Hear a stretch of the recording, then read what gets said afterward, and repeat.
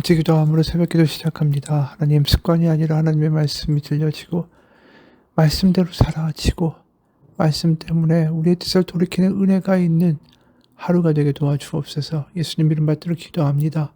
아멘. 오늘은 요한복음 16장 16절에서 24절까지의 말씀입니다. 요한복음 16장 16절에서 24절까지의 말씀입니다.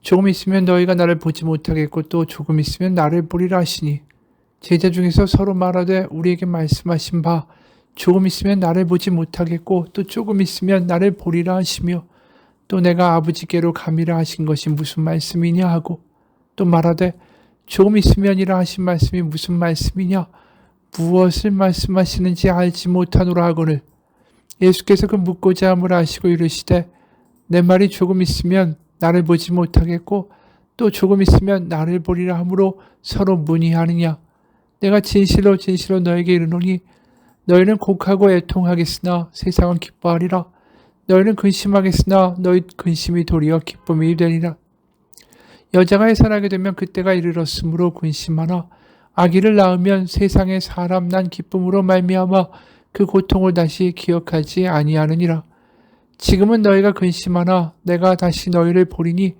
너희 마음이 기쁠 것이요 너희 기쁨을 빼앗을 자가 없으리라 그날에는 너희가 아무것도 내게 묻지 아니하리라 내가 진실로 진실로 너에게 이르노니 너희가 무엇이든지 아버지께 구하는 것을 내 이름으로 주시리라 지금까지는 너희가 내 이름으로 아무것도 구하지 아니하였으나 구하라 그리하면 받으리니 너희 기쁨이 충만하리라. 아멘.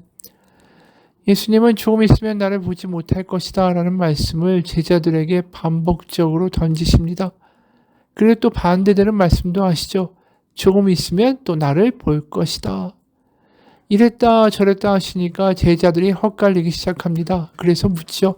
17절에 제자 중에서 서로 말하되 우리에게 말씀하신 바 조금 있으면 나를 보지 못하겠고 또 조금 있으면 나를 보리라 하시며 또 내가 아버지께로 감이라 하신 것이 무슨 말씀이냐 하고 또 말하되 조금 있으면이라 하신 말씀이 무슨 말씀이냐 무엇을 말씀하시는지 알지 못하니라. 바로 이것이 무엇을 의미하는지는 우리는 알죠. 바로 십자가에 죽으시고 부활하셔서 제자들을 다시 만나실 겁니다. 조금 있으면 십자가에 죽으셔서 이별할 거고 하지만 부활하신 예수님을 그들은 조금 있으면 다시 만나게 될 것입니다. 그래서 그 십자가의 사건을 20절에 이렇게 말씀하시죠. 내가 진실로 진실로 너에게 이르노니 너희는 곡하고 애통하겠으나 세상은 기뻐하리라. 너희는 근심하겠으나 너희 근심이 도리어 기쁨이 되리라. 바로 예수님이 십자가에서 죽으시는 것을 보고 근심하고 애통하겠지만 결국 그 근심이 부활 때문에 기쁨으로 변화될 것이다 라고 말씀하시는 거예요. 바로 이들이 그 기쁨, 부활의 기쁨에 동참하게 될 뿐 아니라 더 나아가서는 예수님이 승천하시고 나서 주어지는 성령으로 말미암아 이 땅에서 하나님의 나라를 소유하고 살아가는 하나님의 자녀로 살아가는 기쁨도 맛보게 될 것입니다. 오늘 예수님이 이 이야기를 하실 때 십자가의 수나과 고통을 몇 시간 남겨주시지 않은 시점이었어요. 그렇기 때문에 유난히 조금 있으면이라고 강조를 하시는 거죠. 조금 있으면 난 십자가에 죽을 것이다. 조금 있으면 고통을 당할 것이다. 그래서 이 말씀하시고 나서 겟세마네에서 땀방울이 핏방울이 되도록 그렇게 기도하시는 거 아닙니까? 근데 예수님이 이 고통, 앞으로의 이 순환, 이 어려움에 대한 이야기만 하시는 것이 아니라 오히려 기쁨에 대한 이야기를 하시는 거예요. 실제로 이 제자들한테 말씀하시는 대목에서 너희가 울 것이다, 못 보거나 다시 볼 것이다 이렇게 이야기하시지만 나는 고통 가운데 순환 가운데 너무나도 괴롭다 이런 식의 말씀을 전혀 하고 계시지 않아요. 오히려 좀 있다가 나를 못 볼 거고 좀 있다가 나를 보게 될 것이다. 너희가 애통할 것이다. 그러나 예수님의 궁극적인 말씀의 지향점은 기쁨입니다. 기쁨. 이게 좀 있으면 십자가에서 고난을 당하실 분이 기쁨에 대한 이야기를 하신다는 게 너무 의외의 사건인 거죠. 21, 22절 여자가 해산하게 되면 그때가 이르렀으므로 근심하나 아기를 낳으면 세상에 사람 난 기쁨으로 말미암아 그 고통을 다시 기억하지 아니하느니라. 지금은 너희가 근심하나 내가 다시 너희를 보리니 너희 마음이 기쁠 것이요 너희 기쁨을 빼앗을 자가 없으리라. 계속해서 고통보다는 기쁨의 이야기를 더 하고 계시다라는 것입니다. 예수님이 십자가를 지면서도 그 고난을 감당하실 수 있었던 것은 기쁨이 결국에는 결말이 될 것을 아시기 때문이죠. 실제로 히브리서 12장을 보면 예수님의 마음을 잘 표현한 대목이 있습니다. 히브리서 12장 1절 2절입니다. 히브리서 12장 1절 2절입니다. 이러므로 우리에게 구름같이 둘러싼 허다한 증인들이 있으니 모든 무거운 것과 얽매이기 쉬운 죄를 벗어버리고 인내로서 우리 앞에 당한 경주를 하며 믿음의 주여 또 온전하게 하시는 이인 예수를 바라보자. 그는 그 앞에 있는 기쁨을 위하여 십자가를 참으사 부끄러움을 개의치 아니하시더니 하나님 보좌 우편에 앉으셨느니라. 여기 뭐라고 말씀합니까? 그는 그 앞에 있는 기쁨을 위하여 십자가를 참으사 부끄러움을 개의치 아니하셨다. 바로 기쁨이 너무 크기에 그 고통을 감내하셨다라는 뜻이에요. 이것이 어떻게 느껴지십니까? 오늘 본문에 나와 있는 그 맥락이 이거예요. 그래서 고통의 이야기보다는 기쁨의 이야기만을 계속 하신다라는 거죠. 우리가 누가복음에도 이런 장면이 등장합니다. 누가복음 15장을 보면 거기에 목자가 하나 등장하죠. 누가복음 15장 3절에서 10절 말씀입니다. 예수께서 그들에게 이 비유로 이르시되 너희 중에 어떤 사람이 양 100마리가 있는데 그 중에 하나를 잃으면 99마리를 들여두고 그 잃은 것을 찾아내기까지 찾아다니지 않겠느냐. 또 찾아낸 즉 즐거워 어깨에 메고 집에 와서 그 벗과 이웃을 불러 모으고 말하되 나와 함께 즐기자 나의 잃은 양을 찾아내었노라 하니라. 내가 너에게 이르노니 이와 같이 죄인 한 사람이 회개하면 하늘에서는 회개할 것 없는 의인 99으로 말미암아 기뻐하는 것보다 더하리라. 어떤 여자가 10드라크마가 있는데 하나를 잃으면 등불을 켜고 집을 쓸며 찾아내기까지 부지런히 찾지 아니하겠느냐. 또 찾아낸 즉 벗과 이웃을 불러 모으고 말하되 나와 함께 즐기자 잃은 드라크마를 찾아내었노라 하리라. 내가 너에게 이르노니 이와 같이 죄인 한 사람이 회개하면 하나님의 사자들 앞에 기쁨이 되느니라. 여기도 기뻐한다, 기쁨이다라는 이야기가 계속 반복되죠.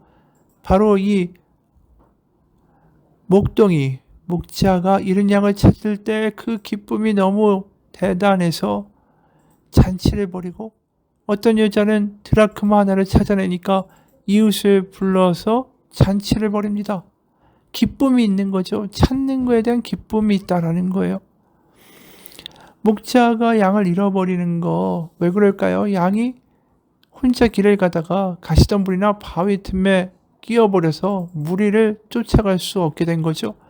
그럼 양들은 할 수 있는 게 없어요. 그저 음메 우는 것 뿐이죠. 그러다가 죽는 것밖에 없습니다. 그런데 이 목자는 그 양의 울음소리를 귀 기울여 찾아 헤맵니다. 그리고 멀리서 양의 울음소리가 들리면 거친 바위를 자신이 상처나는 것을 상관하지 않고 뛰어내려가서 그 양을 데리고 오죠. 그래서 찾아내며 어깨에 메고 즐거워하며 기뻐하며 돌아와서 잔치를 벌여요. 나와 함께 즐기자. 나의 잃은 양을 찾아내었노라. 이게 얼마나 창피한 일인지 아십니까? 목자가 양을 잃어버린다. 참 칠칠치 못하고 못난 사람이라는 이야기를 듣기에 딱 좋은데 찾은 게 얼마나 기쁘면 사람들이 자신이 멍청하고 칠칠 맞다고 하든 말든 상관이 없는 거예요.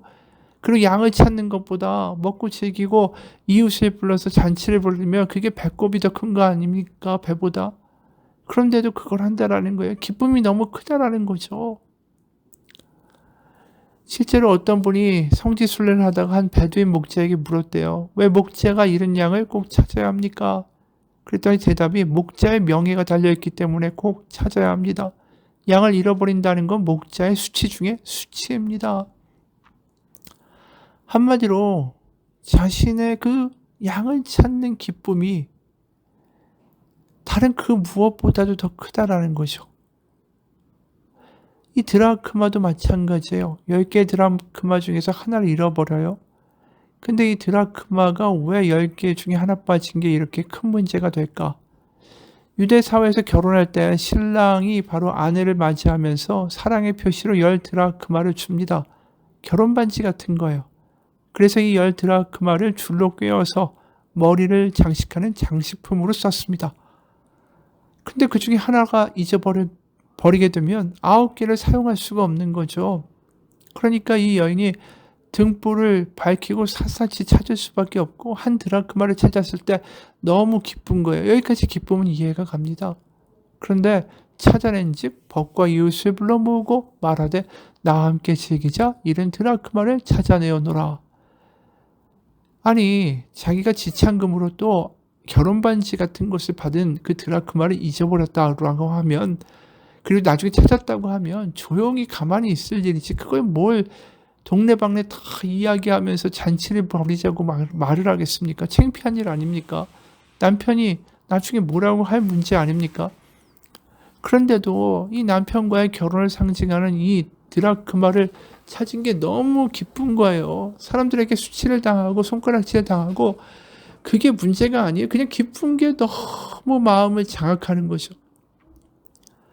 바로 예수님이 십자가를 지시는 게 그거예요. 사람들이 어떻게 하나님의 아들이 십자가를 지느냐, 그리고 십자가에서 달리실 때 수치와 모욕과 조롱과 비방을 하지만 그거 자체가 문제가 안 되는 거예요.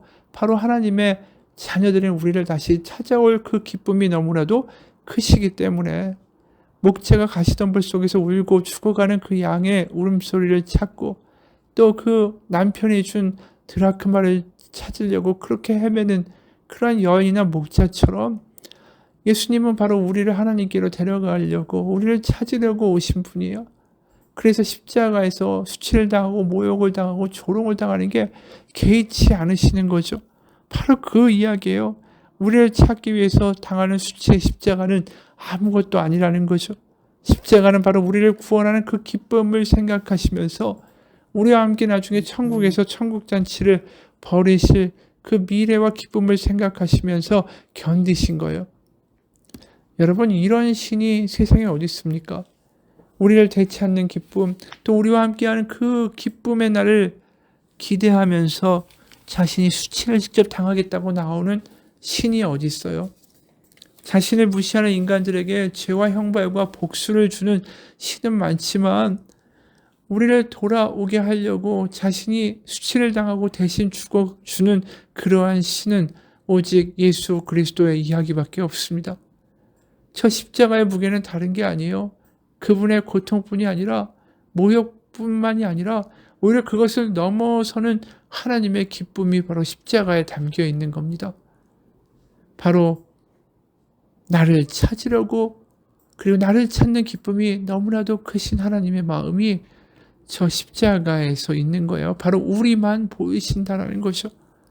그 말씀이 오늘 본문의 21절입니다. 여자가 해산하게 되면 그때가 이르렀으므로 근심하나 아기를 낳으면 세상에 사람 난 기쁨으로 말미암아 그 고통을 다시 기억하지 아니하느니라. 바로 십자가는 하나님의 해산의 고통입니다. 바로 그리고 우리는 새로 거듭나서 바로 하나님의 자녀가 되는 하나님의 은혜를 그 해산의 고통을 하신 예수님 때문에 얻게 된 겁니다. 그것이 사순절의 비밀입니다. 같이 기도하겠습니다. 하나님, 어느 순간 십자가가 밋밋하고 우리의 마음 가운데 감동을 주지 못할 때 우리를 향하여, 우리를 되찾기 위하여 고통과 순환을 당하신 하나님의 그 아픔을 잊는 것입니다. 우리를 찾아오는 것, 다시 한번 우리를 하나님의 자녀로 회복시키는 것이 얼마나 기쁘셨으면 그 고통을 감내하셨을까. 우리가 돌아오는 게, 탕자가 돌아오는 게 그 아버지가 얼마나 기뻤으면 탕자의 아버지는 맨발로 탕자를 향하여 달려나갈까. 그렇게 얻은 구원을 너무 가볍게 여기고 세상의 것들을 찾아다니고 세상의 것들을 의지하는 그러한 우리가 되지 않기를 원합니다. 하나님, 탕자가 다시 아버지 집에 머물러야지, 또다시 세상을 향하여 달려가는 그런 배은망덕한 삶이 되지 않게 하여 주옵소서. 영원히 아버지 집에 거하는 은혜가 있게 하옵소서. 예수님 이름 받들어 기도합니다. 아멘.